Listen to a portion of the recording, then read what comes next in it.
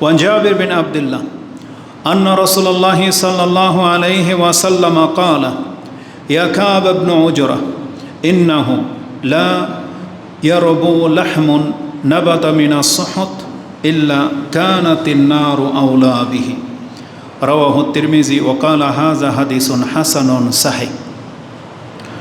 প্রশংসা আল্লাহ সুবহানাহু ওয়া তাআলার, যিনি এক ও একক, যিনি আমাদেরকে সৃষ্টি করেছেন, আমাদের রিজিকদাতা। তিনি আমাদেরকে কিয়ামতের মাঠে উত্থিত করবেন এবং আমাদের কৃতকর্মের বিচার করা হবে। যারা ভালো কিছু করবে তাদের জন্য ভালো রয়েছে, এবং এই দুনিয়াতে যারা মন্দ কিছু করছে তার জাযা তাদেরকে কিয়ামতের মাঠে পরিপূর্ণভাবে দেওয়া হবে। কিয়ামতের মাঠে আল্লাহ সুবহানাহু ওয়া তাআলা দুইটি জায়গাকে স্থির করে রেখেছেন, এক জান্নাত, এক জাহান্নাম। ভালোকারীদের জন্য জান্নাত এবং মন্দকারীদের জন্য জাহান্নামের ওয়াদা রয়েছে। আল্লাহ সুবহানাহু ওয়া তাআলা যিনি আমাদেরকে পথ প্রদর্শন করেছেন, আমাদেরকে ঈমানের উপরে রেখেছেন, তার বন্দেগী করার তৌফিক দিয়েছেন, আমরা সে সত্তার প্রশংসা করি আলহামদুলিল্লাহ। সালাতু ওয়া সালাম প্রিয় নবী মুহাম্মদুর রাসূলুল্লাহ সাল্লাল্লাহু আলাইহি ওয়াসাল্লামের প্রতি, যার মাধ্যমে আল্লাহ আমাদেরকে হিদায়াত দান করেছেন, যার পথ একমাত্র পথ যা মানুষকে নাজাতের দিকে নিয়ে যাবে, যার উপরে সালাত এবং সালাম পাঠকারী আল্লাহর পক্ষ থেকে 10 বার এবং সালাত এবং সালাম প্রাপ্ত হয়ে থাকে। বিশেষ করে জুমার দিন আমরা আদিষ্ট হয়েছি যেন অধিক মাত্রায় তার উপরে সালাত এবং সালাম পাঠ করি। আল্লাহুম্মা সাল্লি আলাইহি আল্লাহুম্মা বারিক আলাইহি।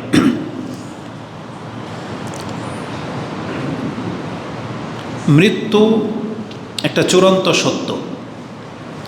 মৃত্যু যেমন চূড়ান্ত সত্য, মৃত্যুর পর আবার পুনরুত্থিত করা হবে, হাসরের মাঠ বিচার হবে, এটাও চূড়ান্ত সত্য। এটা আমাদেরকে জানানো হয়েছে।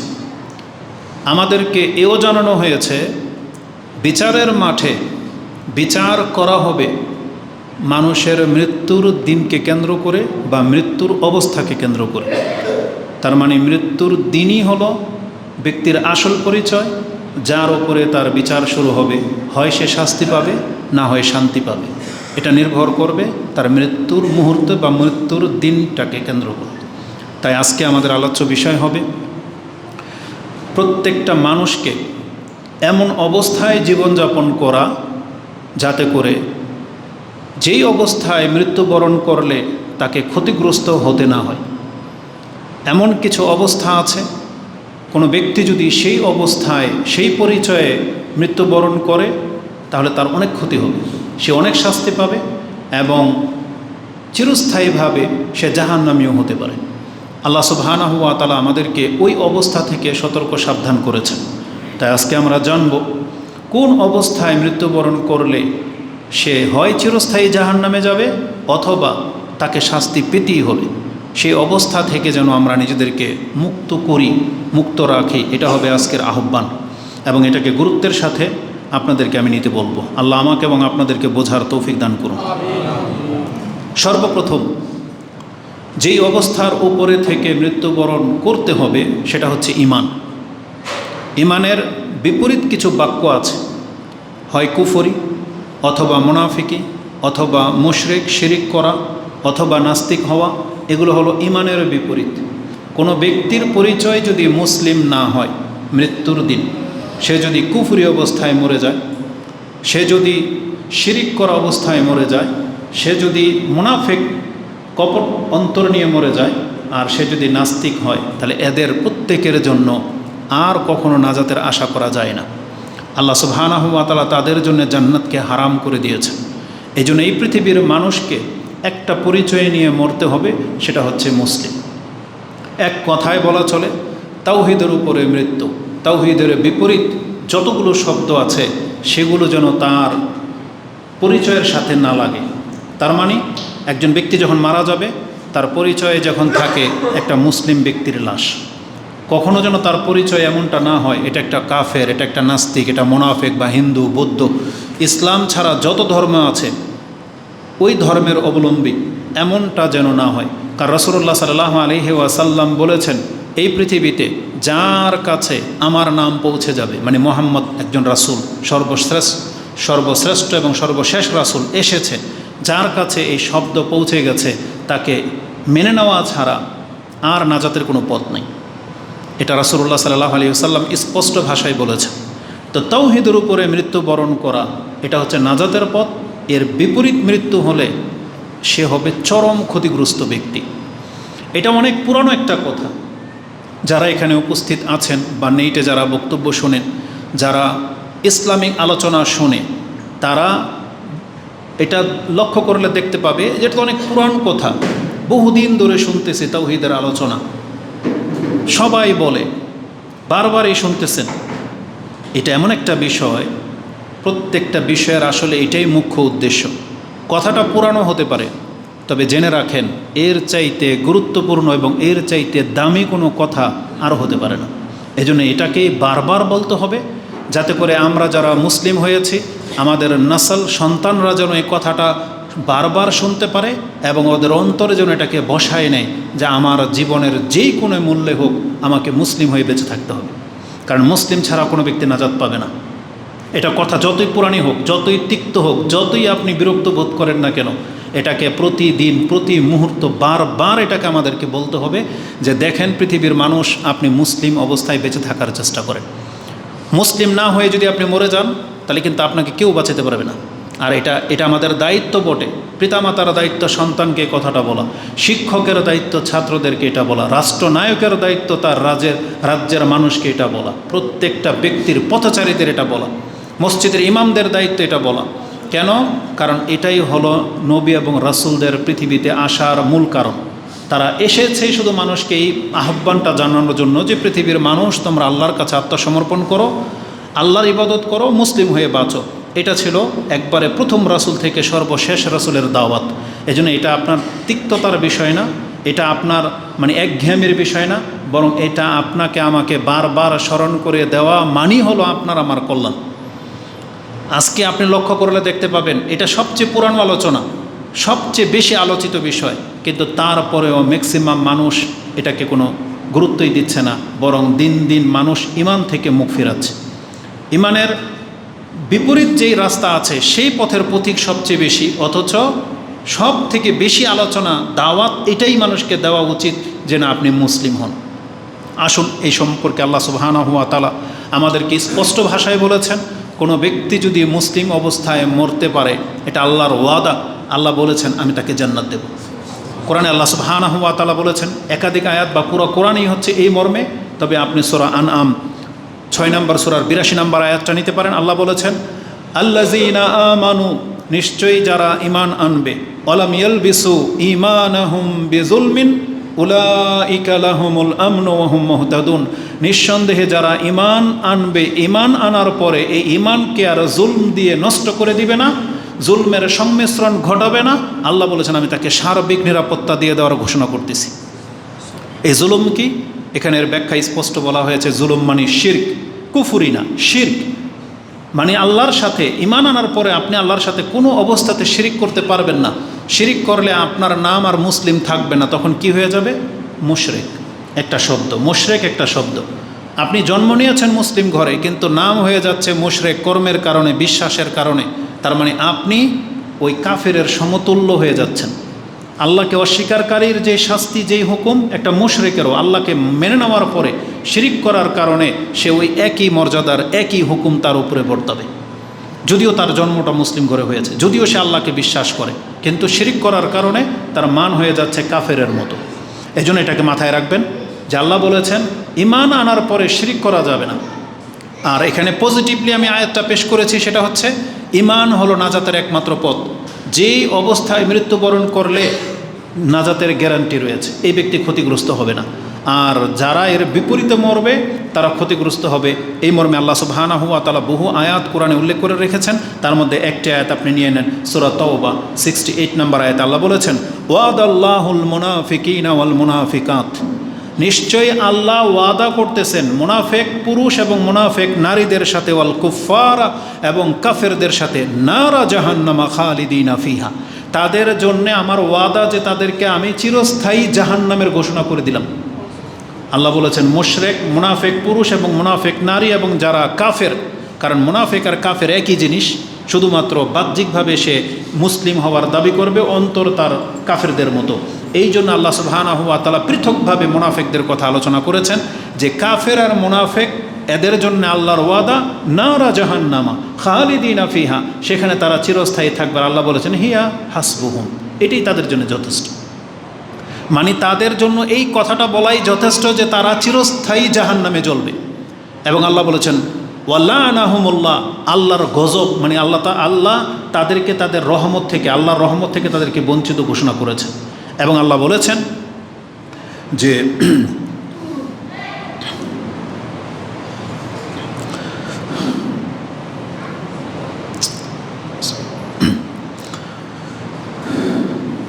নারা জাহান্নামা খালিদিনা ফিহা হিয়া হাসবুহুম, তাদের জন্য যথেষ্ট।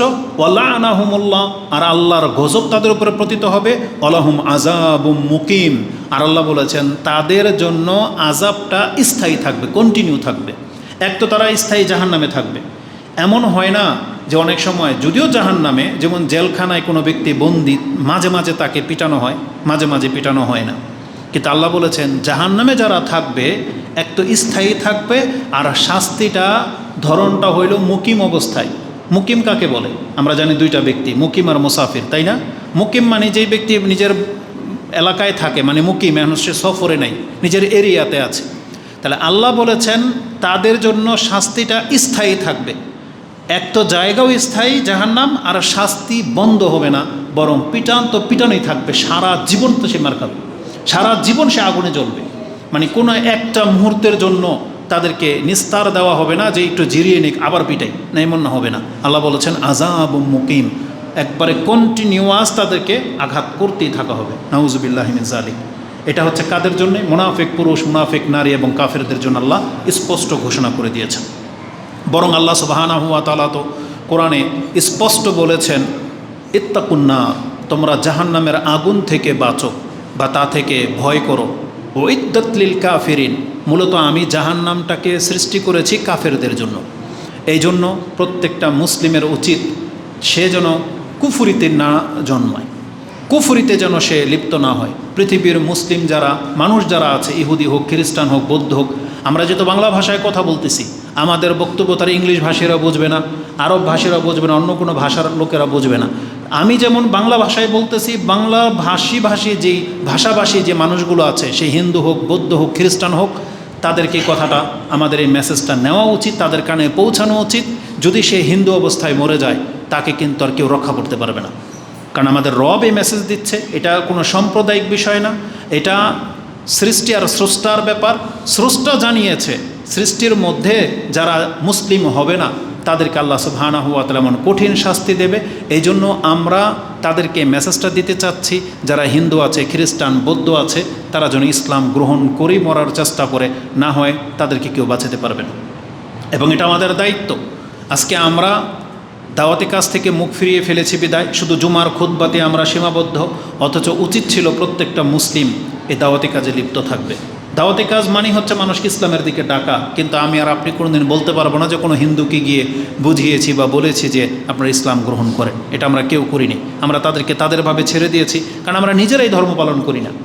আমাদের ম্যাক্সিমাম মুসলিমদের চরিত্র, আমরা নিজেরাই ধর্ম পালন করি না, ওদেরকে আর কি দাওয়াত দেব? তো কথা হচ্ছে যে আল্লাহ সুবহানাহু ওয়া তাআলা, আপনার আমার তো দরদ হওয়া উচিত। স্পষ্ট কোরআনে আল্লাহ বলে দিয়েছেন যে কাফেররা জাহান্নামে যাবে, অথচ আমি আর আপনি চোখের সামনে হাজার লাখো কাফের দেখতে পাচ্ছি, অথচ তাদের প্রতি আমাদের কোনো এই সিম্পিতিটা আসে না যে একটু দাওয়াতি কাজ করি বা বলি। হয়তো ও গালি দিবে, ও হয়তো আপনার কথাকে ইগনোর করবে, গালি দিবে, কিন্তু রাসূলুল্লাহ সাল্লাল্লাহু আলাইহি ওয়াসাল্লাম এবং নবীরা এটাই করেছেন, গালি খেয়েছেন, তাদেরকে হত্যা পর্যন্ত করে দেওয়া হয়েছিল, কিন্তু তারা এই দায়িত্ব নিয়ে পৃথিবীতে এসেছেন। যদিও তাদের মতো এই দায়িত্বটা আমাদেরকে দেওয়া হয় নাই, কিন্তু উম্মাহ হিসেবে এটা আমাদের উপরে অনেক বড় একটা দায়িত্ব যে আমরা তাদেরকেও মাঝে মাঝে ইসলামের দাওয়াত দেব, এটা তাকে বলতে হবে। কিন্তু আজকে আমাদের চরিত্র দেখেন, আমরা হিন্দু, খ্রিস্টান এদেরকে মুসলিম বানাবো দূরের কথা, ওদের রাষ্ট্রে গেলে আমি আর আপনি নিজেই হিন্দুর মতো হয়ে বসবাস করি, আমি আর আপনি খ্রিস্টান হয়ে বেঁচে থাকি। মুসলিমদের বহু সন্তান আছে যারা খ্রিস্টান হোটেলগুলোতে, রেস্টুরেন্টগুলোতে, তারপরে যেগুলোতে ওই যে হোটেলই তো বলা হয় 5 স্টার 4 স্টার যে হোটেলই, হ্যাঁ, এগুলোতে যারা চাকরি করে তারা মুসলিম পরিচয়হীন হয়ে চাকরি করে, সেখানে নাম মুসলিম হিসাবে পেশ করে না, খুব কম নাম যদিও হয়তো অতটা প্রভাব ফেলে না, কিন্তু দাড়ি রাখে না, মুছ রাখে না, ওদের মতো প্যান্ট শার্ট, ওদের মতো ড্রেস আপ থাকতে হবে, ওদের মতন কথা বলতে হবে, গুড নাইট, গুড মর্নিং এগুলো বলতে হবে, সালামও দেবে না। বরং অধিকাংশ মুসলিমরা দাড়ি ফেলে দেয় শুধুমাত্র চাকরিকে বাঁচানোর জন্য, তার মানে ওদের মতো রূপ নিয়েই বেঁচে থাকে। অথচ ব্যাপারটা ছিল উল্টা, একটা মুসলিম গিয়ে তাদেরকে মুসলিম হওয়ার চেষ্টা করবে, বরং আমরা নিজেরাই অমুসলিমদের মতো হয়ে যাই। আর বাংলার জমিনে আপনি দেখতে পাবেন যে বাংলার মুসলিমরা যেন হিন্দুদের কাছে হেও, অথচ এটা হওয়া উচিত ছিল না, বরং হিন্দুদের দোকান, হিন্দুদেরকে সন্তুষ্ট করার জন্য। আমাদের নারায়ণগঞ্জের মতো একটা শহরে ম্যাক্সিমাম দোকানে গরুর গোস্ত বিক্রি হয় না শুধু হিন্দু কাস্টমারকে খুশি করার জন্য। বোঝেন, এটা বাংলাদেশ। তা আল্লাহ এদেরকে হেদায়েত দান করুক, আমিন। তো কথা হচ্ছে যে আমাদেরকে স্পষ্ট জানিয়ে দেওয়া হয়েছে জাহান্নামকে প্রস্তুত করে রাখা হয়েছে কাফেরদের জন্য। এই কথাটা আপনি আমি জানি, কিন্তু আজকে এখানে বলার কারণ কি জানেন? আমাদের ম্যাক্সিমাম মুসলিমরা শুধু এতটুকুই স্মরণ রেখেছে যে কাফেররা জাহান্নামে যাবে। তার মানে এ তো মুসলিম ঘরে জন্ম, তো ও ধর্মকর্ম করুক আর না করুক, ও জানে যে মুসলিম জান্নাতে যাবে আর কাফের জাহান্নামে যাবে। কিন্তু ও এটা লক্ষ্য করে না, বিচারক হচ্ছেন আল্লাহ। আল্লাহ সুবহানাহু ওয়া তাআলা একটা কাফেরের ঘরে জন্ম হওয়ার কারণে ওকে জাহান্নামী, এই কথা আল্লাহ ঘোষণা করে নাই। একটা মুসলিমের ঘরে জন্ম হলেই সে জান্নাতে, এটা আল্লাহ ঘোষণা করে নাই। বরং আল্লাহ বলেছেন মুসলিমদের জন্য জান্নাত আর কাফেরদের জন্য জাহান্নাম। এটা কিভাবে নির্ণয় হয়? জন্মের উপরে না, এটা নির্ণয় হয় তার আমল আখলাকের উপরে, তার বিশ্বাস আর কর্মের উপরে। একটা মুসলিম ঘরের সন্তান বিশ্বাস যদি তার লড়বড় হয়, বিশ্বাস যদি হয় কাফেরদের মতো, তাহলে ও কাফের, যদি ওর জন্ম মুসলিম। একজন মুসলিম যদি ধর্মকর্ম ছেড়ে দেয় একটা হিন্দু খ্রিস্টানদের মতো, তাহলে ওর জন্ম মুসলিম ঘরে হলে ওকে কেউ নাজাত দিতে পারবে না। এটা হচ্ছে কোরআনের মূলনীতি। কিন্তু অধিকাংশ মুসলিমরা শুধু তার মাথায় এটা বসায় রাখছে যে মুসলিম ঘরে জন্ম হলেই জান্নাতি, কাফেরের ঘরে জন্ম হলে সে জাহান্নামী। তবে জেনে রাখেন, কাফের যেমন জাহান্নামী, এবং আল্লাহ বলেছেন আমি কাফেরদের জন্যে জাহান্নামটাকে প্রস্তুত করে রেখেছি, ওই একই শব্দ আল্লাহ মুনাফিকদের সম্পর্কে বলেছেন, ওই একই শব্দ আল্লাহ মুশরিকদের সম্পর্কে বলেছেন। তার মানে আল্লাহ বলেছেন আমি মুশরিকদের জন্যেও জাহান্নামকে প্রস্তুত করে রেখেছি। যেমন কোরআনের একটা আয়াত নিয়ে নেন, আল্লাহ সুবহানাহু ওয়া তাআলা বলেছেন ওয়ায়ুআযযিবুল মুনাফিকিনা ওয়াল মুনাফিকাত ওয়াল মুশরিকিনা ওয়াল মুশরিকাত আযান্নিনা বিল্লাহি যান্নাস সাউ আলাইহিম দাইরাতাস সাউ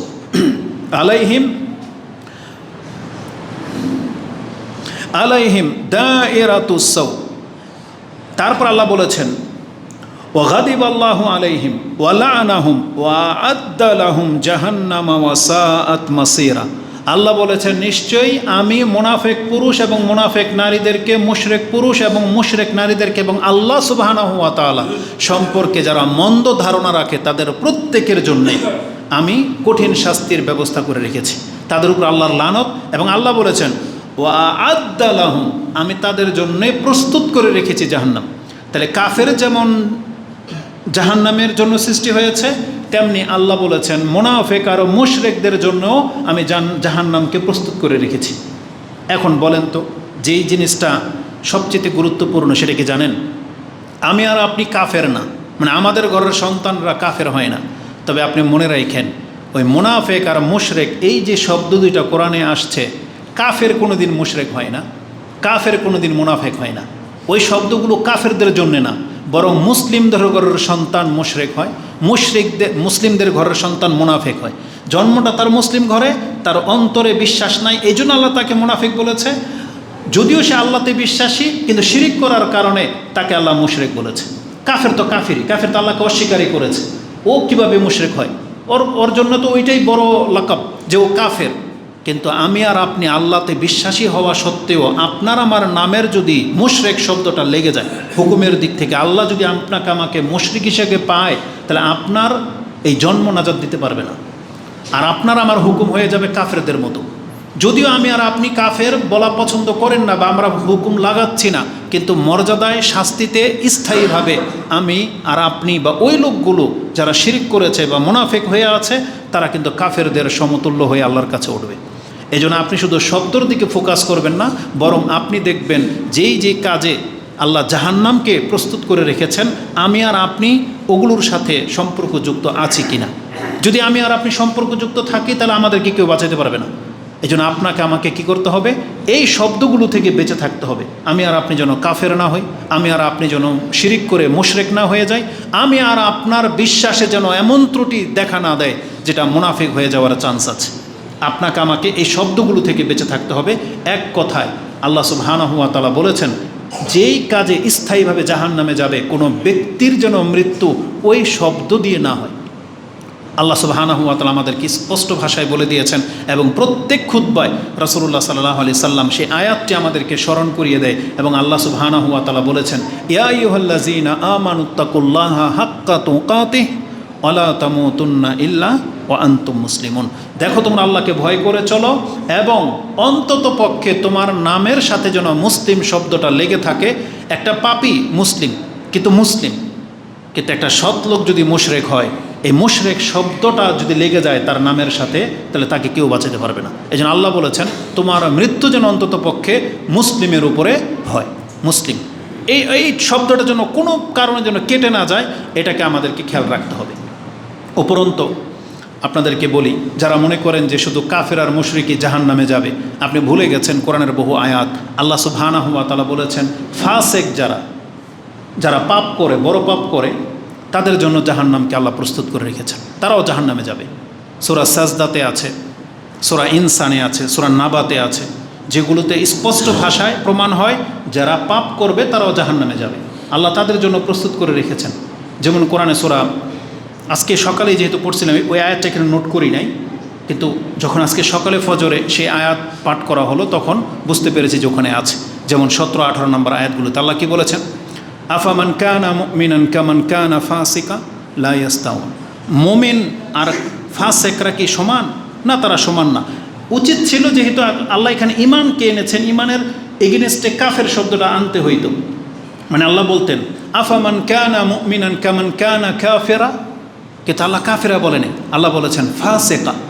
তার মানে মুসলিম কি ওই কাফের মানে পাপীদের মতো সমান? তার মানে আল্লাহ বলতে চাচ্ছে যে মুসলিম তো পাপী হয় না, মানে মুসলিমরা তো পাপ করতে পারে না, পাপ তো কাফেররা করবে। তো এটা খুবই সেন্সিটিভ ব্যাপার যে আল্লাহ বলেছেন মুসলিমরা পাপীদের মতো হয় না। আল্লাহ মুসলিমদেরকে পাপীদের চেয়ে আলাদা করতে চেয়েছেন, কিন্তু আমরা ম্যাক্সিমাম মুসলিমরাই পাপী। তারপর আল্লাহ সুবহানাহু ওয়া তাআলা বলেছেন, ফাম্মাল্লাযীনা ফাসাকু, নিশ্চয়ই যারা পাপী তাদের জন্য আমি জাহান্নামকে প্রস্তুত করে রেখেছি, যেটা আপনি 19-20 নম্বর আয়াতে পেয়ে যাবেন। তো আমি বুঝাতে চেয়েছি আল্লাহ সুবহানাহু ওয়া তাআলা শুধু কাফের আর মুশরিক আর মুনাফিকদেরকে জাহান্নামে জ্বালাবে না, বরং প্রত্যেকটা পাপীও ওই জাহান্নামের হকদার হয়ে যাচ্ছে। এই জন্য আমাদেরকে ভয় করতে হবে যে মুসলিম ঘরে জন্ম হলেই শুধু নাজাত পাওয়া যায় না, আমাদেরকে মুসলিমত্বকে টিকিয়ে রাখতে হবে। রাসূলুল্লাহ সাল্লাল্লাহু আলাইহি ওয়াসাল্লাম থেকে একটা হাদিসের টুকরো আপনাদেরকে বলি। কেন আজকের এই আলোচনাটা এইভাবে আপনার কাছে তুলে ধরতেছি? আজকে আমরা ম্যাক্সিমাম মুসলিমরা হচ্ছি এমন যে পাপগুলোকে আমাদের কাছে অত বড় মনে হয় না। আসুন এই সম্পর্কে একটা দ্বিতীয় পয়েন্টটা বলি। তার মানে প্রথম পয়েন্ট হচ্ছে, একজন ব্যক্তিকে কখনো কাফের, মুশরিক, নাস্তিক, মুনাফিক এই শব্দর পরিচয়ে যেন তার মৃত্যু না হয়। মৃত্যু হলে সে ক্ষতিগ্রস্ত হবে। মরতে হবে কোন রূপে? মুসলিম রূপে। এবার আসুন দ্বিতীয় নাজাতের পথ। মুসলিম হওয়ার পরে আমাদেরকে এখন সব থেকে বেশি গুরুত্ব দিতে হবে যেন আমরা পাপগুলো থেকে বেঁচে থাকতে পারি, কারণ প্রত্যেকটা পাপ মানুষকে ক্ষতিগ্রস্তর দিকে নিয়ে যাবে। যদি আজকে অধিকাংশ মানুষ আমরা সেগুলোকে হালকা করে দিয়েছি। পাপের সংখ্যা যেহেতু অনেক, কারণ এখানে সবগুলো পাপ মানে যে কোনো পাপই আপনাকে জাহান্নামে নিয়ে যাবে।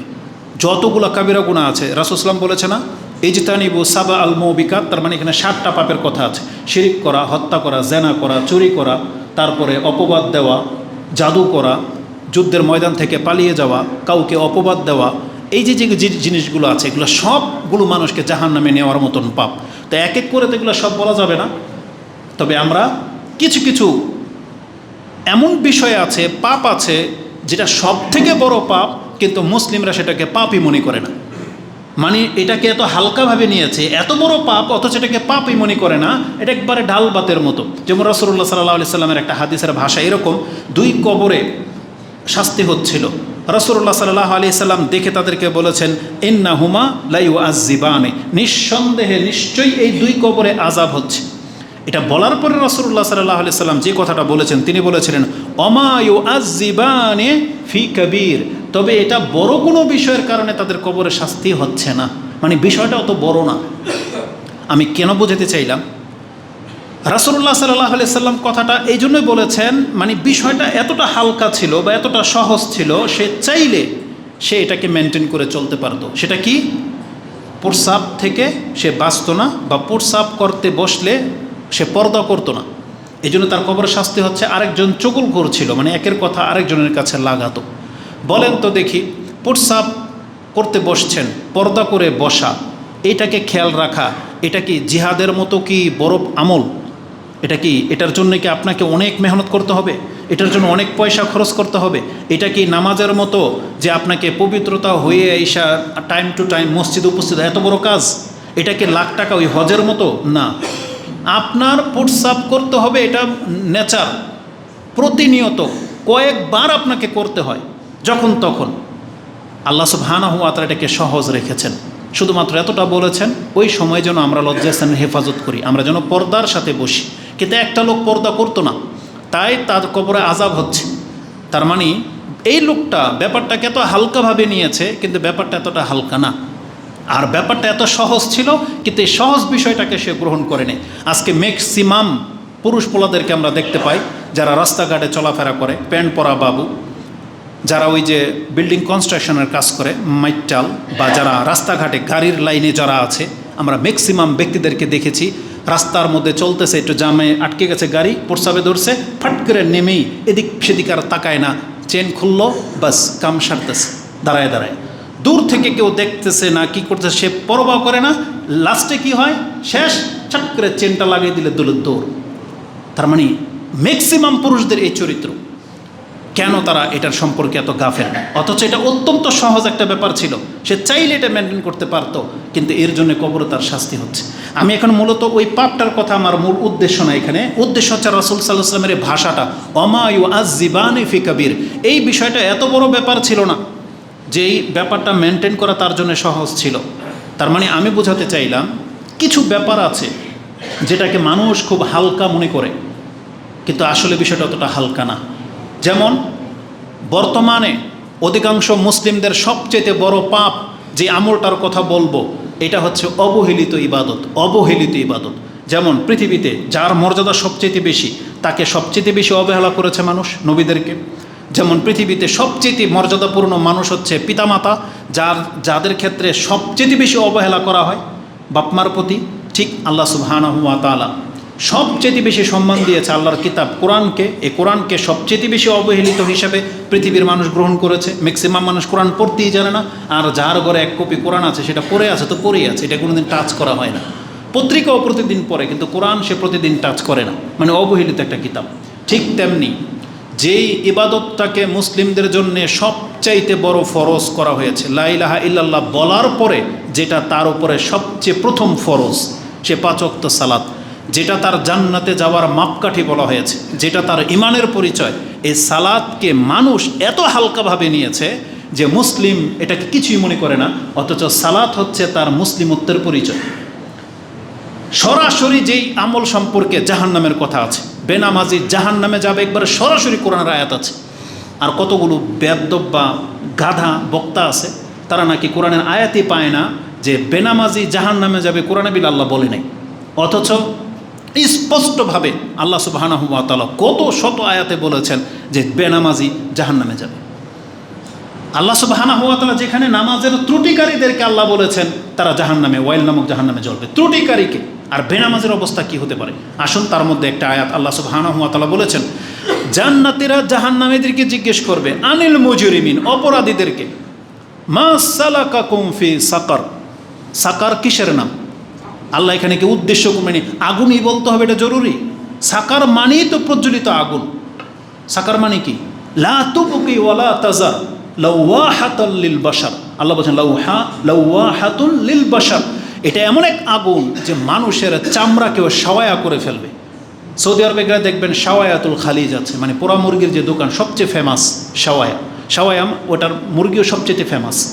তো বাংলাদেশে তো মশলা দিয়ে খাওয়া শিখছে, শুধু পড়তে পড়তে একবার হাড্ডি শুধু পুড়ে ফেলে, এমন জালিয়াতি। তো মানুষের চামড়াকে, গোশতকে পুড়িয়ে ফেলবে জাহান্নামের আগুনকে বলা হয়েছে এই ওয়াইল। আর আল্লাহ বলেছেন যে তোমরা এখানে কেন? সাকার, সাকার মানে হচ্ছে মানে যেটাকে আপনাকে এমনভাবে গ্রাস করবে, আপনাকে ছাড়বে না। লা তুবকি ওয়ালা তাজার, আল্লাহ বলছে এটা তোমাকে ছাড়বেও না, কিছু বাকিও রাখবে না। এটা হচ্ছে সেই জাহান্নামের নাম, সাকার। তাদেরকে জিজ্ঞাসা করা হচ্ছে তোমরা এই সাকার নামক জাহান্নামে কেন? জাহান্নাম তো অনেকগুলো ক্যাটাগরি আছে, এমন জাহান্নামে তোমাদেরকে ফেলা হলো কেন যেই জাহান্নাম থেকে তোমাদেরকে আর কেউ ছাড়াইতে পারবে না? তখন তাদের প্রথম জবাব, লামনাকু মিনাল মুসাল্লিন, আমরা নামাজিদের অন্তর্ভুক্ত ছিলাম না। ও কি করে তারপরে কোরআনের আয়াত পায় না যে নামাজ না পড়লে জাহান্নামে যাবে? কি করে পায় না কোরআনের আয়াত? এই অপরাধীদের প্রথম জুমলাই হচ্ছে এটা, লামনাকু মিনাল মুসাল্লিন, আমরা নামাজি ছিলাম না।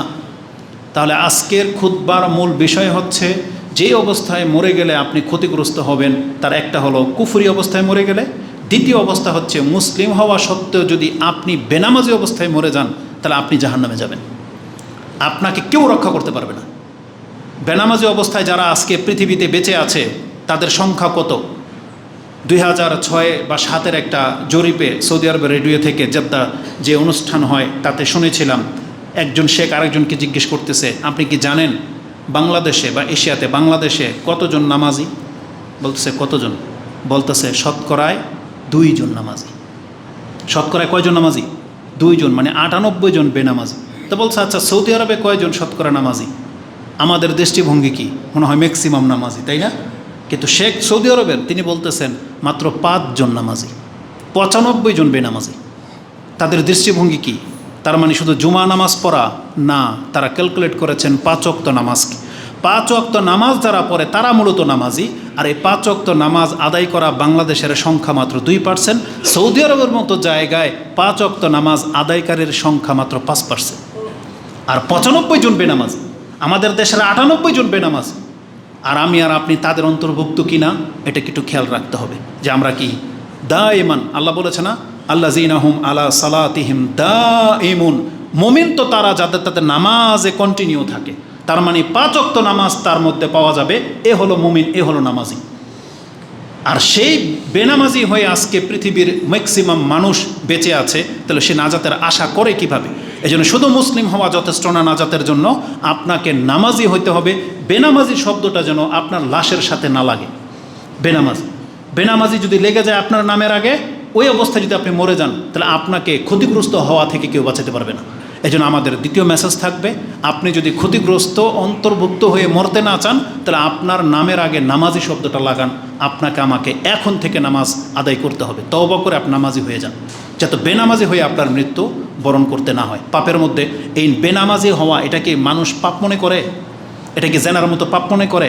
এটা কি হত্যার মতো পাপ মনে করে? না, করে না।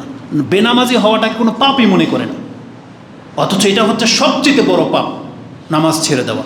এই জন্য আমাদের মুসলিম ভাই বোনদেরকে বলবো, আমাদেরকে অবশ্যই নামাজি হতে হবে। বেনামাজের মতন পাপে আপনি জড়ায়েন না।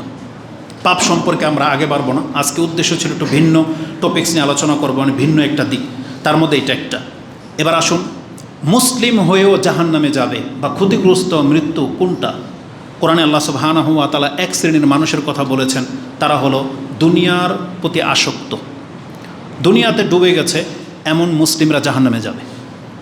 এখানে শুধু কাফের উদ্দেশ্য না, দুনিয়ার প্রতি ঝুঁকে গেছে, দুনিয়ায় যার মুখ্য এমন ব্যক্তি, সে কাফের হোক মুসলিম হোক, সে জাহান্নামে যাবে।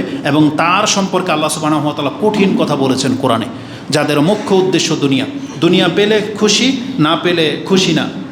তার মানে তাইসা আব্দুদ দিনার ওয়া দিরহাম, রাসূল সাল্লাল্লাহু বলেছেন ধ্বংস হোক দিনার এবং দিরহামের বান্দারা, ইজা ওতি রাদিয়া, যদি তাকে দেওয়া হয় তে সে সন্তুষ্ট, ওয়াইজা লাম ইউতা লাম ইয়ারদা, আর যদি তাকে দেওয়া না হয় তাহলে সে সন্তুষ্ট হয় না।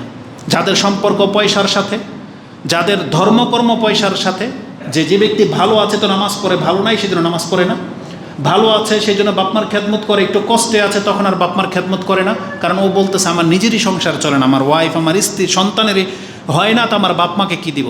অথচ তার সন্তানকে দেওয়াটা এক টুকরা এক মুঠ ভাত দেওয়াটা যেমন তার উপরে ফরজ, তেমনি তার পিতামাতার উপরেও এক মুঠ ভাত দেওয়া তার উপরে ফরজ। এক মুঠ থাকলে সেটাকে ভাগ করে দিতে হবে, এমনটাই আমাদেরকে শিক্ষা দেওয়া হয়েছে।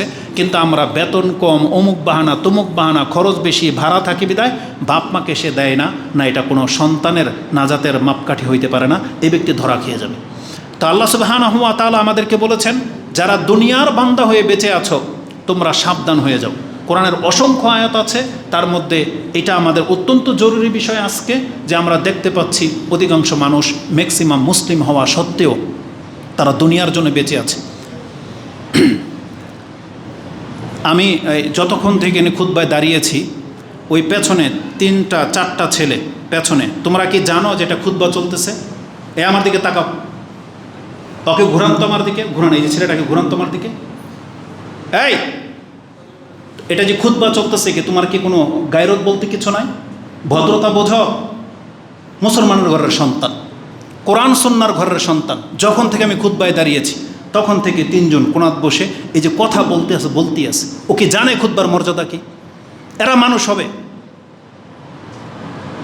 আজকে পুরো পৃথিবী হচ্ছে বিশৃঙ্খলা, মুসলিমত্বের মধ্যে টিকে থাকে না। অথচ তারা এতটুকু কমন সেন্স পর্যন্ত নাই যে মসজিদে এসে খুতবা অবস্থায় কথা বললে তার নেকি কাটা যাবে, ও নেকির জন্য আসেই নেই। মূলত আমাদের সন্তানদেরকে তো শিক্ষা দেওয়া হয়, তাদেরকে তো বলা হয়, তাহলে কেন তারা এটা উপদেশ হিসাবে নেয় না? কেন আল্লাহকে ভয় করে না? আল্লাহ তো বলেছেন, ওয়ান্নাল মাসাজিদা লিল্লাহি ফালা তাদউ মা আল্লাহি আহাদা। এর মানে কি? বরং আল্লাহ বলেছেন ওই কাফেরদের সম্পর্কে, তারা যদি আল্লাহর ঘরে ভীতসন্ত্রস্ত হয়ে না ঢুকে তাহলে তাদের কপালে দুর্গতি আছে। এটা আল্লাহর ঘরে আপনাকে কোনো পরিচয় না, সেখানে আল্লাহর বান্দা হয়ে আপনাকে ঢুকতে হবে। সেখানে এসে দুনিয়ার কাজ কারবারগুলোতে আপনাকে ছাড়তে বলা হয়েছে এই সময়টুকুর মধ্যে। এটা আল্লাহর জিকিরের সময়। এখানে আপনি তো কথা বলার মতো জায়গা না, আপনি তো নেকি হারাচ্ছেন। গুরুত্বের সাথে নিতে হবে। তা আল্লাহ সুবহানাহু ওয়া তাআলা বলেছেন, যারা দুনিয়ার বান্দা তোমরা শুনে রাখো, মান কানা ইউরিদুল হায়াতাদ দুনিয়া ওয়া যিনাতাহা, যারা দুনিয়ার উদ্দেশ্য বেঁচে আছে এবং দুনিয়ার চাকচিক্যময় জীবন চায়, আল্লাহ বলেছেন নুওয়াফি ইলাইহিম ওয়া যিনাতাহা নুওয়াফি ইলাইহিম আমালাহুম, আমি আল্লাহ তাদেরকে তাদের কৃতকর্মের ফল দুনিয়াতেই দিয়ে দিব। দুনিয়াতেই তারা এটা নিয়ে ব্যতিব্যস্ত থাকবে। আল্লাহ বলছেন ফিহা ওহুম ফিহা লা ইউবখাসুন, এমনকি কত ব্যক্তিকে আল্লাহ অঢেলটা দিয়ে দিবে, কোনো ঘাটতি করবে না। তার মানে তার ভালো কর্মের যত যা আছে আল্লাহ বলছে আমি তোকে দুনিয়াতেই দিয়ে দিব। এমন ব্যক্তিদেরকে আল্লাহ কি করেছেন, কি করবেন?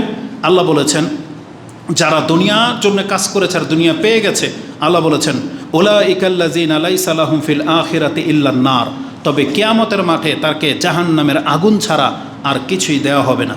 ও হাবিতা মা সানাউ ফিহা ও বাতিলুম মা কানু ইয়ামালুন, আল্লাহ বলেছেন সে নেকি হিসেবে, ইবাদত হিসেবে যা কিছু করেছে এগুলো সব বরবাদ হয়ে যাবে, কারণ কোনোটাকে সে আল্লাহর কাছে প্রাপ্য হিসেবে করেনি।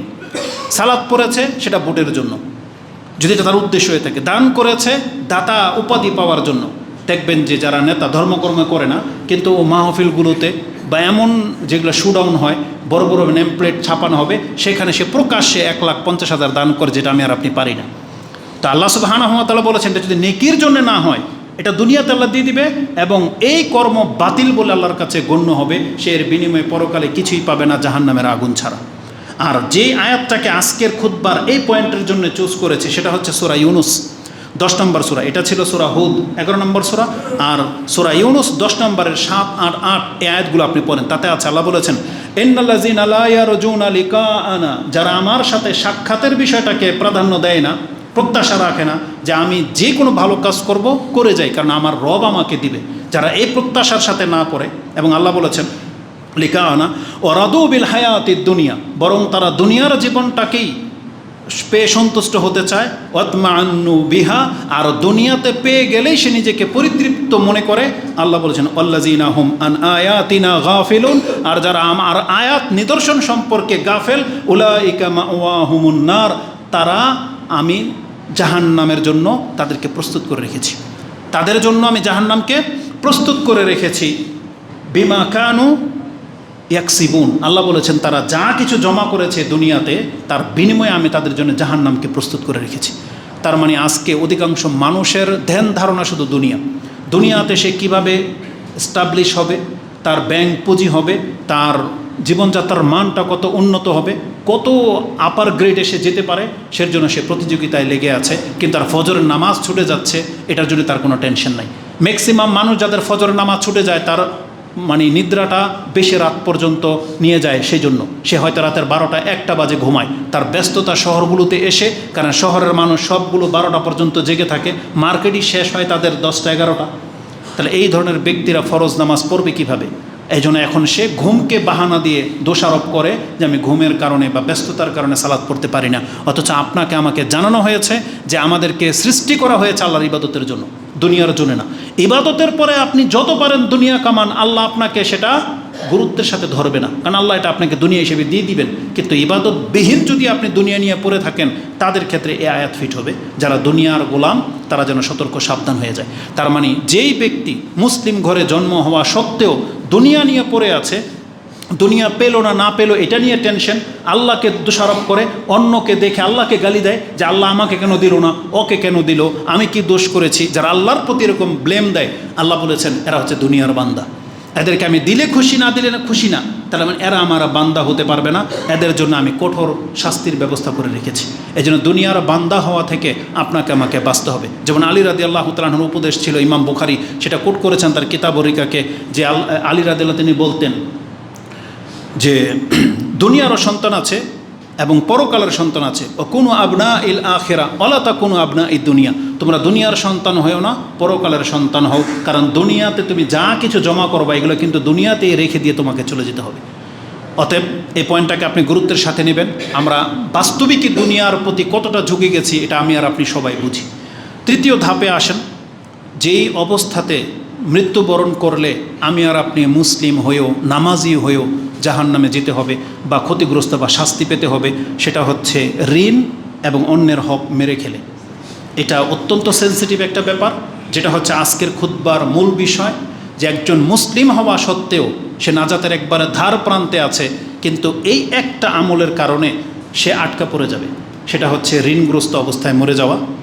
অনেকের ঋণ নিয়ে আপনি বসে আছেন, তাদেরকে কোনো গুরুত্বই দেন না, চাইলে আপনার আরও মন খারাপ হয়, তার সাথে শত্রুতা দ্বন্দ্ব তৈরি হয়ে গেছে, অথচ আপনি জানেন ভালো করে যে এই অবস্থায় মরে গেলে আপনার জানাজার নামাজ পর্যন্ত রাসূলুল্লাহ সাল্লাল্লাহু আলাইহি সাল্লাম পড়াননি। ঋণগ্রস্ত ব্যক্তির জানাজার নামাজ রাসূলুল্লাহ সাল্লাল্লাহু আলাইহি সাল্লাম পড়াননি। আরেকটা হচ্ছে অন্যের হক মেরে খেলে। এই পয়েন্ট দুইটা, এটাও ঠিক ওই তাওহীদের কথার মতো এতটা গুরুত্বপূর্ণ, কিন্তু মানুষ এটাকে এত সহজ, এত হালকা করে নিয়েছে যে ঋণগ্রস্ত হওয়া, অন্যেরটা চুরি বাটপারি করে মেরে খাওয়া, আত্মসাৎ করা, আমানতের খেয়ানত করা, এটাকে মুসলিমরা ডাল ভাত হিসেবে নিয়েছে, এটাকে পাপই মনে করে না। এই জন্য আজকের এই পয়েন্টটাতে আপনাকে আমি স্মরণ করিয়ে দিই। এটা হচ্ছে সব থেকে কঠিন একটা অবস্থা। এই সম্পর্কে এত কঠিন জোরালো বক্তব্য রয়েছে কোরআন এবং হাদিসের, আপনাকে এটা হাদিস শোনাই, যদিও এটা আপনি জানেন। আবু হুরায়রা রাদিয়াল্লাহু তাআলা আনহু থেকে রাসূলুল্লাহ সাল্লাল্লাহু আলাইহি সাল্লাম বলেছেন, মান কানাত লাহু মাজলামাতুন, যার কাছে কোনো ব্যক্তির জুলমের অংশ রয়ে গেছে, যে সে জুলুম করেছে, মাজলামাতুন লি আখিহি, তার ভাইয়ের, মিন ইরদিহি আও শাই, সেটা সম্মানের ক্ষেত্রে হোক, সম্মানহানি করার ক্ষেত্রে, সম্পদের ক্ষেত্রে হোক, রক্তের ক্ষেত্রে হোক, মানে সে দায়বদ্ধতায় আছে তার আরেক ভাইয়ের কাছে, রাসূলুল্লাহ সাল্লাল্লাহু আলাইহি সাল্লাম বলেছেন, ফালিয়াতাহাল্লালহু আল-ইয়াউম, ফালিয়াতাহাল্লালহু মিনহুল ইয়াউমা, আজকে যেন সে হালাল হয়ে নেয়। সে তার সাথে একটা দ্বন্দ্বে আটকে আছে এই বিষয় নিয়ে, সে তার ভাইয়ের কাছে ঋণী হয়ে আছে, সেজন্য আজকে নিজেকে হাল্লালহু মানে মুক্ত করে নেয়। কোন দিন আসার আগে? কাবলা আল্লাহ ইয়াকুনা দিনারুন ওয়ালা দিরহামুন, ওই দিনটা আসার আগে যেই দিন লেনদেন দিনার দিরহাম দিয়ে হবে না। দুনিয়াতে আপনার আমার সম্পর্ক দিনার আর দিরহামের সাথে দ্বন্দ্ব, আল্লাহ রাসূল সাল্লাল্লাহু আলাইহি ওয়াসাল্লাম বলেছেন আজকে এটাকে যেন মিটিয়ে নেয়, কালকে এই দিনার আর দিরহাম দিয়ে সেখানে কিন্তু রদবদল হবে না। সেটা কবে? এই মৃত্যুর দিনের পরের দিন থেকে। মরে যাবেন, দুনিয়ার সম্পদের কেরাঞ্চি বাদ। যেমন আপনি সৌদি আরবে যাবেন, বাংলাদেশের টাকা সেখানে চলবে না, আপনাকে কনভার্ট করতে হবে কি দিয়ে? রিয়াল দিয়ে। ঠিক দুনিয়ার জীবন আপনি ছেড়ে দিবেন, কবরে যাবেন, সেখানে ডাইরেক্ট কনভার্ট হয়ে যাবে আমল দিয়ে, সেখানে সম্পদ দিয়ে আর কোনো বেচা কিনা নাই।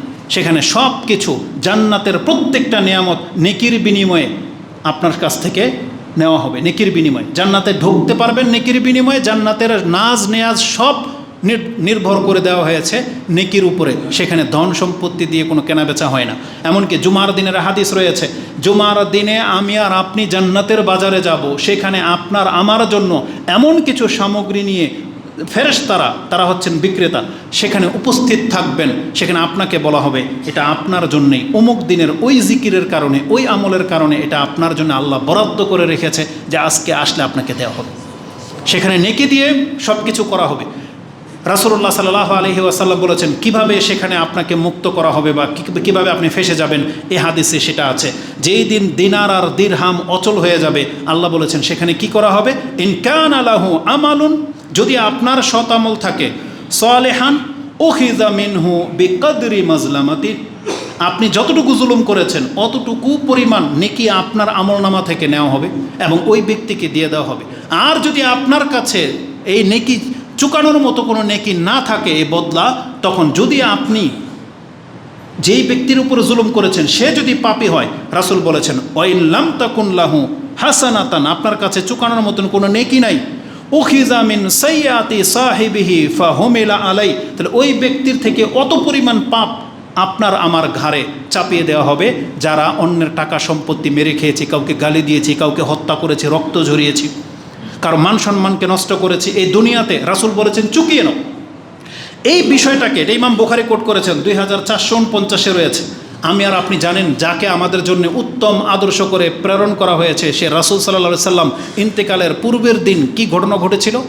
রাসূলুল্লাহ সাল্লাল্লাহু আলাইহি ওয়াসাল্লাম তিনি সাহাবা একরামদের মাঝে বলেছেন, আমি যদি কাউকে গালি দিয়ে থাকি, কাউকে আঘাত করে থাকি, কাউকে যদি কষ্ট দিয়ে থাকি, আমার দেহ এখন উপস্থিত আছে, আজকে তোমরা বদলা নিয়ে নাও। একজন সাহাবী বলেছেন, ইয়া রাসূলুল্লাহ, আপনি আমাকে একদিন আমার পেটে খোঁচা দিয়েছিলেন, আমি এটার বদলা নিতে চাই। তখন বলছে নিয়ে নাও। তো বলছে যে আপনি আমাকে খালি পেটে খোঁচা দিয়েছিলেন, আমি খালি পেটেই বদলা নেব। তখন রাসূলুল্লাহ সাল্লাল্লাহু আলাইহি ওয়াসাল্লাম চাদর সরিয়ে দিয়েছিলেন যে তুমি তোমার বদলা পুরো করে নাও। তখন সে সাহাবী রাসূলুল্লাহ সাল্লাল্লাহু আলাইহি ওয়াসাল্লামের পেটের মধ্যে চুমু খেয়েছিলেন যে ইয়া রাসূলুল্লাহ, এটা আমি করেছি শুধু আপনার থেকে বরকত নেওয়ার জন্য, এটা আমার বদলা নেওয়ার উদ্দেশ্য না। কিন্তু আমাদের নবী মুহাম্মদুর রাসূলুল্লাহ সাল্লাল্লাহু আলাইহি ওয়াসাল্লাম তিনি একটা খোঁচা নিয়েও আল্লাহর কাছে দাঁড়াবেন, এইভাবে নিজের পরিচয় তিনি পেশ করতে চাননি। এজন্য বলেছেন কাউকে আমি কোনো আঘাত করেছি, আজকে তার বদলা নিয়ে নাও। কিয়ামতের মাঠে আমি কারো বদলা চোকানোর জন্য আল্লাহর সামনে দাঁড়াইতে চাচ্ছি না।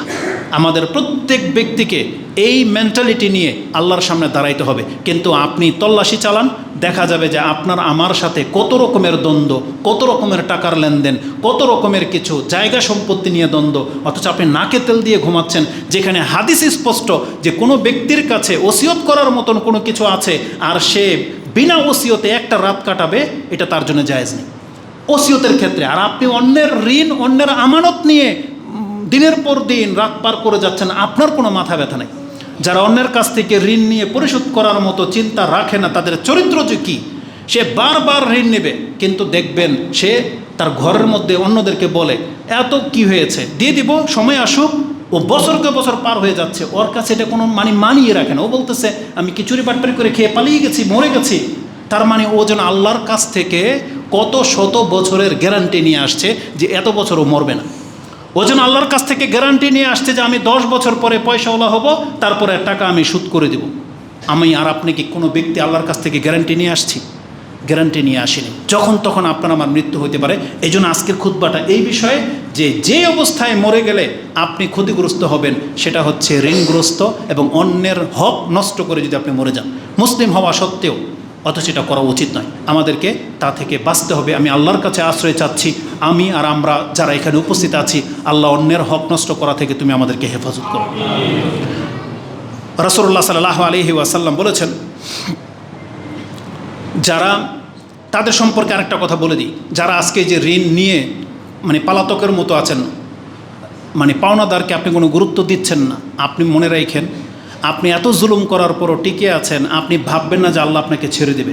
এবং আমরা যারা আছি ভুক্তভোগী, মাজলুম, আপনারাও ভাইবেন না যে আল্লাহ এত বড় বড় স্বৈরাচার আপনার অঞ্চলের যারা জমি দখল করে রেখেছে, আপনার ব্যবসাতে সে ইন্টারফেয়ার করেছে, চাঁদাবাজি করে, যেটা আপনাকে ঠিকমতো বাঁচতে দিতে চাচ্ছে না, আপনি ভাববেন না যে আল্লাহ তাদের কাছ থেকে চোখ ফিরিয়ে রেখেছে। আল্লাহ আমাদেরকে সান্ত্বনা দিয়ে বলেছেন, নবীকে বলেছেন, ওয়ালা তাহসাবান্নাল্লাহা গাফিলান আম্মা ইয়ামালু যালিমুন।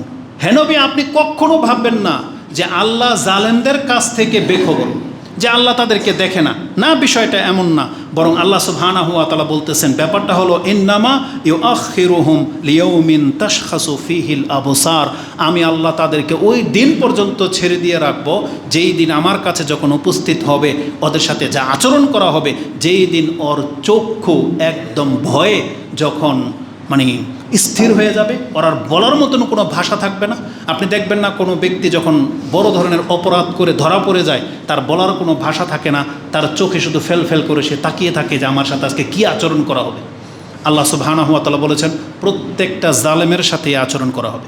এই জন্য যারা মজলুম হয়ে আছেন, আপনি স্বেচ্ছায় সে আপনার টাকা দিচ্ছে না, আপনার হক বুঝিয়ে দিচ্ছে না, অনেক বোন ভাইদের কাছ থেকে হক পাচ্ছেন না, আপনারা শান্ত হয়ে থাকেন, বদলা নিয়েন না।